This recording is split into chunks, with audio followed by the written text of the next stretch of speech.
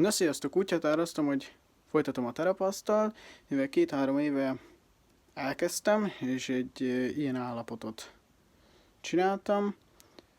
Ugye vásároltam hozzá mozdonyokat, vagonokat, házakat, mindent, és ezt így csak rápakolgattam, de hát rengeteg helyen meg kéne csinálni igényesen, hogy szép legyen.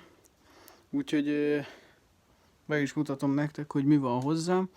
Hát ugye ezeket vásároltam még, amit még nem mutattam meg. Van itt 3 ilyen tétés vagon, mert ugye tétés a terepasztal. Ugye van ez a ház, ez meg az, a 2. Na, úgyhogy ezek lettek így pluszba. Itt van egy ilyen nagyobb bocska szett. Ezt ide leteszem.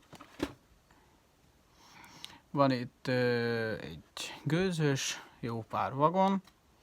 2 ilyen nagyon gyönyörű, szép állapotú, semmi baja egyik vagonnak se, azoknak is csak minimálisan. Úgyhogy van ez a szett, plusz van ez, amiben van egy dízel, meg 3 ilyen vagonocska, ezek is gyönyörű, szép állapotúak.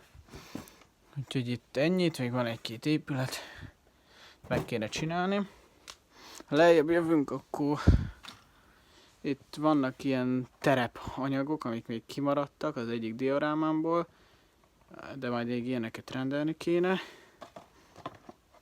Ilyen sövény, ez ilyen valamilyen moha, emberek, néhány fűszóró, vagy 2 csomag, ezzel akarom főtuningolni, hát ilyen kisebb bokor-szerűség.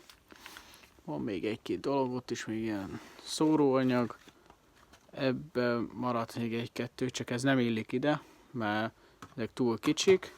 Itt meg a maradék sinek, meg egy épület. Úgyhogy ezekkel fogom még feltuningolni.